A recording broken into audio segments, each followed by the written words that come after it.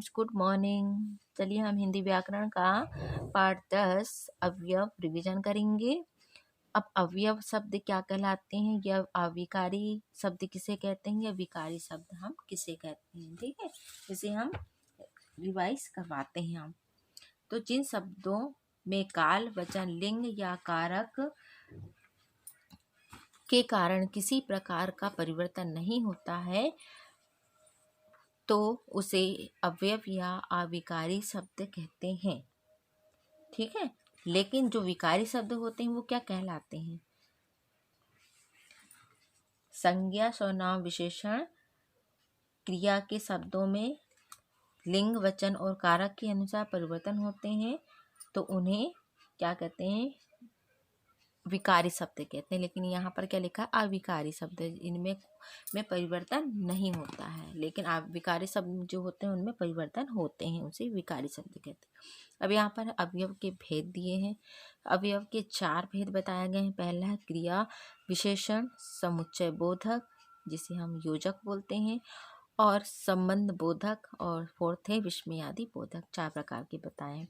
अब क्रिया विशेषण किसे बोलते हैं? क्रिया विशेषण क्रिया की विशेषता बताने वाले शब्दों को क्रिया विशेषण कहते हैं। जैसे एग्जाम्पल में दिया है, खरगोश तेज दौड़ता है, सपना उधर जा रही है, ऊंट धीरे धीरे चल रहा है। तो ये क्या है? पहले वाक्य में तेज जो शब्द है दौड़ता है, ठीक है। क्या है? तेज शब्द दौड़ता है, क्रिया की विशेषता बता रहा है। दूसरे वाक्य में क्या है कि सपना उधर, तो उधर जो है वो शब्द है और जा रही है वो उसकी क्रिया है, ठीक है। तो ये क्या हो रहा है? स्थान संबंधी विशेषता बताई जा रही है। और तीसरे उदाहरण में है जो ऊंट जो है वो धीरे धीरे क्या है? वो शब्द है, और चलता जो है वो उसकी क्रिया है।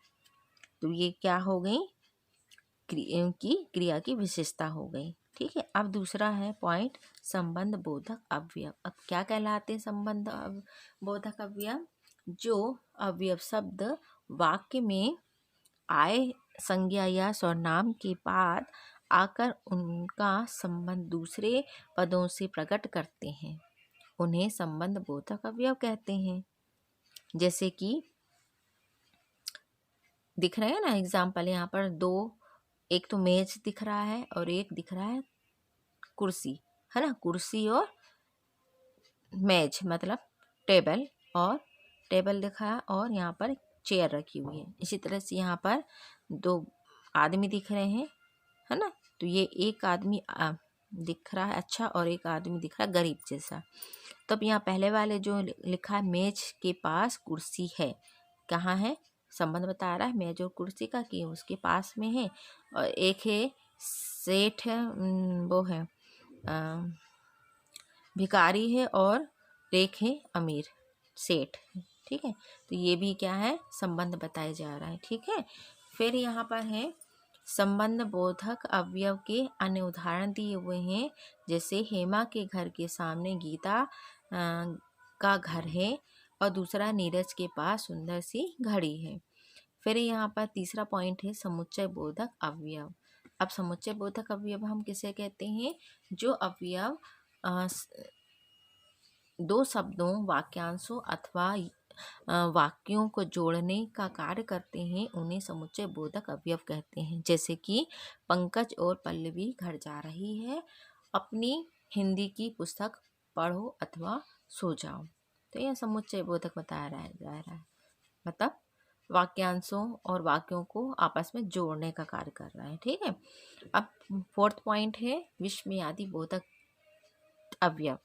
जो अवयव शब्द हर्ष या शोक, हर्ष मीन्स खुशी, शोक मीन्स दुख, घृणा, भय, क्रोध, लज्जा, खुशी आदि मन के भावों को प्रकट करते हैं, उन्हें विस्मयादि बोधक अवयव कहते हैं। जैसे कि यहाँ उदाहरण है वाह, इसका चिन्ह क्या है? ये विस्मयादि बोधक। वाह तुम मैच जीत गए। और दूसरा है हे भगवान कैसा अन्याय है। तो यहाँ हमने आज क्या रीड किया है? पाठ 10 अवयव। तो इस अवयव के हमने भेद देखे, 4 प्रकार के भेद देखे हैं। क्रिया विशेषण, संबंध बोधक, समुच्चय बोधक और विस्मयादि बोधक हमने यहाँ पर आपको समझाने का प्रयास किया है रिवीजन में। ठीक है, तो आप इसे अच्छे से रिवाइज करिए कि अवयव कैसे, क्रिया के भेद, इसके अवयव के भेद, और इसे अच्छे से रिवीजन करना है। ओके।